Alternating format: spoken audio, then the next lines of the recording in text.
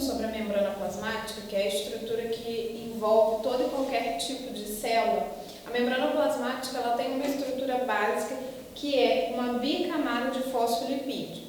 Fosfolipídio é uma molécula, uma estrutura, né, composta por um fosfato que a gente diz que é a cabeça do fosfolipídio e duas cadeias de ácidos graxos. O fosfato é uma molécula que tem afinidade pela água, então ela é polar, enquanto os ácidos graxos não têm afinidade pela água, ele é apolar. Quando uma quantidade grande de fosfolipídio no ambiente aquoso, a tendência é o quê? Que essa parte polar fique em contato com a água, interaja muito bem com a água e vai ficar então voltado para a face externa e para a face interna da célula, enquanto a camada de ácido graxo fique voltado para o interior da bicamada lipídica. Portanto, por esse motivo, a membrana plasmática é uma bicamada. Moléculas desse tipo, que tem uma parte polar e uma parte apolar, são ditas anfipáticas. Os fosfolipídios, eles não são moléculas estáticas na estrutura da membrana plasmática, eles são moléculas que têm uma certa movimentação, são moléculas que giram em torno do próprio eixo e também trocam de posição com fosfolipídios do lado. Isso gera uma característica de fluidez para a membrana plasmática, o que é explicado no chamado modelo do mosaico fluido, que nada mais é do que esses fosfolipídios todo com certo movimento. Inserido nesses fosfolipídios, nós podemos encontrar também outras moléculas, como colesterol, que é um tipo de lipídio, porém a presença do colesterol é característica de membrana animal, e esse colesterol, quanto maior a quantidade de colesterol na membrana, menos fluida é a membrana. Então, apesar do fosfolipídio ter fluidez, se a membrana tiver muito colesterol na sua estrutura, menos fluida ela será. Inserido na bicamada lipídica também eu posso encontrar proteínas com diversas funções. Eu posso encontrar proteínas com funções enzimáticas, eu posso encontrar proteínas com funções de transporte, função de comunicação e reconhecimento célula a célula. Além disso, externamente, a membrana plasmática, ou seja, aderido na face externa da membrana plasmática, voltado para o meio extracelular, eu posso encontrar, não é regra, encontrar uma estrutura chamada de glicocálix ou glicocálice, que nada mais é do que uma capa em volta da bicamada lipídica formada de carboidrato, de açúcar. E é regra, sempre vai estar voltado para a face externa da célula. Então, a função do glicocálix está mais relacionada ao reconhecimento de uma célula com outra, justamente pelo fato de estar voltado para a face externa. Falando da estrutura da membrana, o que a gente tem que ter em mente? Que por ser uma bicamada e no meio, que é a parte maior dela, formada de ácido graxo, a membrana plasmática ela tem um caráter apolar. Isso vai determinar a ela o que ela permite ou não passar por ela, ou seja, o que é possível entrar ou sair da célula. E essa entrada ou saída da célula é o que nós chamamos de transporte de membrana, que pode ser a favor do gradiente de concentração, ou seja, sem gasto de energia, isso é o que nós chamamos de transporte passivo, ou pode ser um transporte que vai contra o gradiente de concentração, indo de onde tem pouca substância para onde já tem muito a substância. Isso é um transporte que consome energia, por isso chamado de transporte ativo. No transporte passivo, nós podemos ter o transporte tanto do solvente quanto do soluto. Se eu estiver falando de um transporte passivo de solvente, esse processo é chamado de osmose. Se eu estiver falando do transporte de soluto, passivamente, esse processo é chamado de difusão. Sendo que a difusão ela pode ser simples ou facilitada a depender da molécula que está sofrendo esse transporte, da característica que essa molécula tem. O transporte ativo é um transporte que consome energia, e aí os tipos de transporte ativo ele pode ser primário, se ele consome diretamente essa energia, ou um transporte ativo secundário, que é um transporte dependente de um transporte primário, como eu já vou explicar. A osmose, para a gente entender o processo de osmose, para a gente entender o próprio processo de difusão, eu preciso ter em mente que se eu tenho duas soluções de mesmo volume, e analisando o tanto de solvente e soluto, que tem nessa solução, coloquei aqui a solução solução A e a solução B. Digamos que elas têm o mesmo volume e claramente eu consigo observar pelos pontinhos que ela tem mais soluto. Portanto, eu digo que A é hipertônico, fazendo um comparativo entre A e B. Já a solução B, que tem uma menor concentração, eu digo que ela é uma solução hipotônica.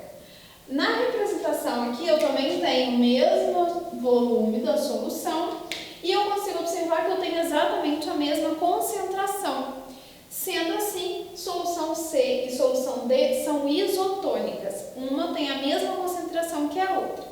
Se elas têm a mesma concentração, uma com a outra, o transporte passivo não acontece. O transporte passivo ele só acontece se houver diferença de concentração, que é o que a gente chama de gradiente de concentração. O primeiro exemplo que eu coloquei aqui é o exemplo da hemácia, que é a nossa célula vermelha, o nosso glóbulo vermelho presente no nosso sangue. Essa célula colocada numa solução hipertônica, qual é a tendência da água, a tendência do solvente? Se eu estou falando de água, se eu estou falando de solvente, eu estou falando de osmose. A água, por transporte passivo, ela sempre vai de onde ela está em maior concentração para onde ela está em menor quantidade. Então, a água, ela sempre vai de onde tem mais água para onde tem menos água. Consequentemente, a água, ela sempre vai de um ambiente que está pouco concentrado, significa que ele tem muita água. Então, aqui, ó, comparando a célula, o interior da célula com o ambiente, a tendência é que a água saia da hemácia e vá para o ambiente externo.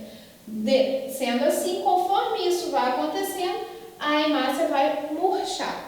Depois de um tempo, então, eu observo essa hemácia no microscópio, por exemplo, e eu observo que ela murchou. Esse processo eu chamo de plasmólise. Isso também vai acontecer numa célula vegetal, só que quando eu estiver falando de célula vermelha, de glóbulo vermelho, esse processo também pode ser chamado de cremação. Então, nada mais é do que uma célula vermelha, de um glóbulo vermelho, que perdeu água por estar no ambiente hipertônico. Se eu fizer uma outra representação, onde a hemácia seja mais concentrada do que o ambiente externo, qual vai ser a tendência? A água sair de onde tem mais água para onde tem menos água. Então, a água vai entrar até o momento em que essa hemácia não vai suportar esse volume de água e ela vai explodir. Ela vai se romper, e aí eu representei a hemácia rompida. Esse processo é chamado de plasmoptise ou hemólise, que é a lise das hemácias. Quando eu falo de célula vegetal, a regra é exatamente a mesma. Coloco a célula vegetal no ambiente hipertônico. A tendência é que a água saia da célula vegetal. No caso da célula vegetal, ela não murcha, porque ela tem uma parede celular externamente à membrana. E a parede celular é rígida. Então, o que eu vou observar? Eu vou observar somente a retração da membrana, a retração do interior dessa célula, sem alterar o volume da célula. Então, a célula permanece da mesma forma, só que a membrana retrai porque ela perdeu água, o interior dessa célula perdeu água. Processo esse chamado de plasmólise. Quando eu coloco a célula vegetal num ambiente muito hidratado, a tendência é o quê? Que essa água comece a entrar na célula vegetal. Mesma coisa, mesma regra para a osmose. Porém, a célula vegetal, ela não sofre esse processo de romper. Por quê? Por conta da presença da parede celular, que é uma estrutura rígida que vai impedir que essa célula se rompa. Nesse momento, eu olho no microscópio e vejo a célula bem cheinha, bastante água aqui dentro, mas ela não se rompe por conta da parede celular. Eu digo que essa célula está túrgida. Isso é osmose. Falando agora do transporte dissoluto, eu tenho a difusão. Como que eu sei se a difusão é simples ou facilitada? Por difusão simples, só será se for molécula pequena, se for uma molécula sem carga, se for uma molécula apolar, ou seja, que tem afinidade pela gordura, ou gases, como os gases da nossa respiração, o oxigênio e o CO2.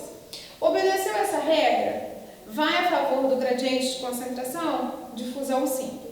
Se a molécula não obedece pelo menos uma dessas regras e ela está indo a favor do gradiente de concentração, sem gasto de energia, ela precisa de um transportador. E aí eu chamo isso de difusão facilitada.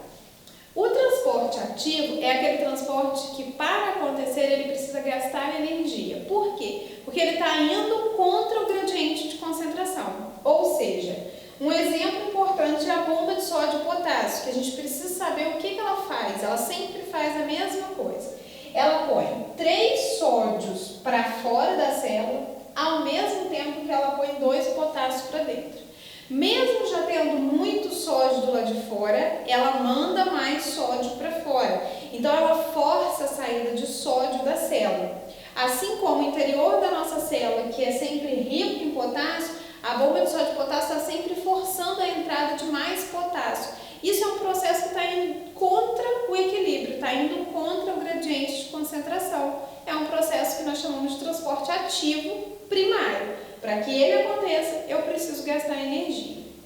O transporte ativo secundário, ele depende do primário. Um exemplo nós temos nas nossas células intestinais, que tem como objetivo a absorção de nutrientes.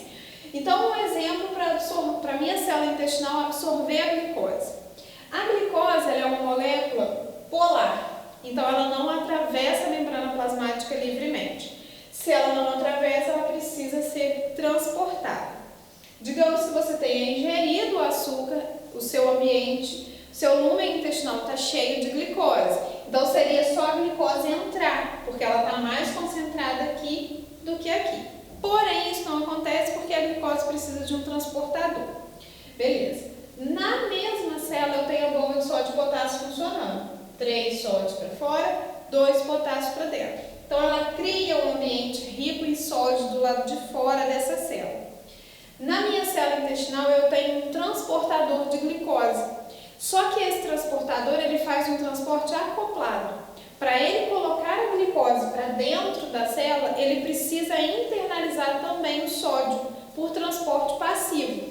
Então, o fato da bomba de sódio e potássio com gasto de energia manter o ambiente extracelular rico em sódio possibilita que esse transportador aqui coloque a glicose junto com o sódio para dentro sem gastar energia. Isso é um transporte ativo secundário. Esse transporte não acontece se esse daqui não acontecer. Esse daqui consome energia, por isso é chamado de transporte ativo secundário.